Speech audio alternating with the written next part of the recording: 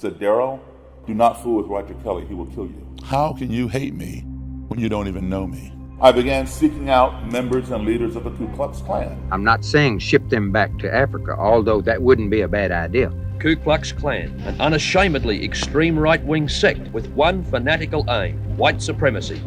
His secretary set up an interview with Roger Kelly, but didn't tell him Davis was black. He comes in, a handgun in his holster. This is an ambush. My mind is racing 100 miles an hour. My eyes locked with Roger Kelly's eyes. I feared for my life. This guy, his name was Roger Kelly, and I'd managed to get his address and phone number from someone on the condition that I not tell Mr. Kelly where I'd gotten it. He said, Daryl, do not go to Roger Kelly's house. Roger Kelly will kill you. I gave my secretary the phone number for him. I wanted her to call him as opposed to me. I figured, well, he might pick up in my voice that I'm black. I said, I'm not talking to you. Click. So she called him, and he agreed to do the interview. Well, we set it up for this motel room. Mary and I got there super early. I gave Mary some money to get some soda pop out of the machine, put it in the ice bucket, get it cold. I wanted to be hospitable. I wanted to be able to offer Mr. Kelly, when he arrived, a cold beverage. I had no idea what this man was going to do when he saw me. Was he going to freak out? Was he going to attack me? Right on time, 5:15. Mary hops up, runs around the corner, opens the door. I'm seated back here where you could not see me from the hallway. In walks what is known as the Grand Nighthawk, means bodyguard, security. He's wearing military camouflage fatigues, got the Ku Klux Klan insignia right here, and right here he has a semi-automatic handgun in his holster. He comes in, Mr. Kelly is walking directly behind him, and the Nighthawk turns the corner and sees me and just freezes. And they're like looking all around the room. Yeah, I knew what was up. You know, they're thinking they must have knocked on the wrong door, or this is an ambush. And I stood up and I went like this to show I had nothing in my hands. And I walked forward. And I said, hi, Mr. Kelly. I put my hand out, I said, I'm Daryl Davis. Mr. Kelly says to me, Mr. Davis, do you have any form of identification? I said, sure. So we got into this, into my interview with Mr. Kelly. And, you know, he would answer questions or say, you know, I'd rather not talk about that or whatever. A little over an hour into this interview, there was kind of a strange noise. I'm like, and we all jumped. And I knew that Mr. Kelly had made that noise. But I didn't know what the noise was. I never heard a noise like that, so I couldn't explain it. Automatically, I assumed it to be a threatening noise, an ominous noise. Almost instantly, I popped up out of my chair. I slammed my hands on the table. My mind is racing 100 miles an hour. I'm hearing the voice that told me, Daryl, do not fool with Roger Kelly, he will kill you. And I'm thinking, what did I just say? What did I just do to cause Mr. Kelly to go off and make some kind of weird noise? I was not armed. My secretary was not armed. The only person that I knew for sure who was armed was the Nighthawk. I feared for my life. My eyes locked with Roger Kelly's eyes. I didn't say a word. I didn't have to, because my eyes were speaking loud and clear. In fact, my eyes were shouting so loud at him he could hear my eyes. My eyes were saying to him, what did you just do? But guess what? His eyes were saying to me, what did you just do? Right? Well, Mary, she's sitting on top of the dresser. She realized what happened. The ice in the bucket next to her melted and the cans of soda fell down the ice. That's what made the noise. And then it made it again, and we all began laughing. We all began laughing at how ignorant we all were. I'll say this was a teaching moment. The lesson taught is ignorance breeds fear. We fear those things we don't understand. If you do not keep that fear in check, that fear in turn will breed hatred. If you do not keep that hatred in check, that hatred in turn will breed destruction. we want to destroy those things that we hate. At the end, I thanked him very much for his time. I shook his hand. He wished me luck. He even gave me his clan card. He said, keep in touch. He and the Nighthawk left. On my way back down the highway to my house, I said to Mary, I said, you know, I rather like Roger Kelly. She like jumped almost in the car, hit her head on the ceiling. She said, well, he doesn't like you. I said, yeah, I know. Now understand something.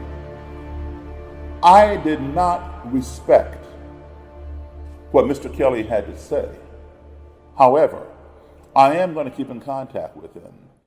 I would call him when I had to play a gig up in Frederick, Maryland, or that county. Say, hey man, I'm playing, wherever. Come on out. He'd come. He'd bring the Nighthawk, and he'd come down to my house. And the Nighthawk would sit on my couch next to him. Sometimes the Nighthawk would get bored and pull out his gun and just like twirl it on his finger while Mr. Kelly and I are talking. Now, here's a man who did not like me, who felt that he was superior to me, but yet he would sit at my dining room table and eat with me. Or we would go out and have lunch or dinner. So this went on for a couple of years. By the end of a couple of years, he was coming down to my house by himself, no Nighthawk. He trusted me that much. He began inviting me to his house. I'd go to his house, I would see his clan den, where he would have his clan meetings, things like that. I picked some more notes from my book. Then he began inviting me to clan rallies. The strange relationship of a KKK wizard and his black buddy. They talked and talked some more. Davis learning about the Klan, Kelly learning about Davis. We get to know one another and we do different things, It hasn't changed my views about the Klan, because my views on the Klan's been pretty much cemented in my mind for years. Mr. Kelly and I would continue our conversations, even after my book came out. Over time, that cement that he talked about, that held his ideas together in his mind, began to get cracks in it. He began questioning some of his thinking based upon the conversations that he had with me. And then over more time, that cement crumbled and fell apart.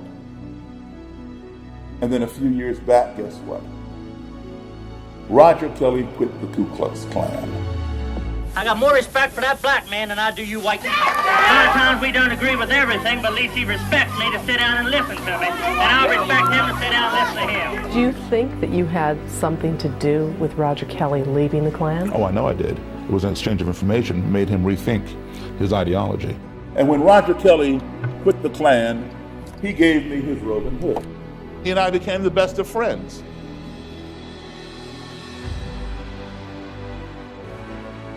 All of this came through conversation, through talking. When I first began interviewing Klan members, they felt I was inferior. I had nothing to offer in terms of my opinion. But then over time, as the relationship develops, slowly but surely they began asking me questions. That was the first clue that the tide was turning. Oh, all of a sudden, my opinion matters. Let's see where this is going. As a result, active Klan members have renounced that ideology. And in doing so, they turn over their badge of honor, their uniforms, their swastika flags. So thank you.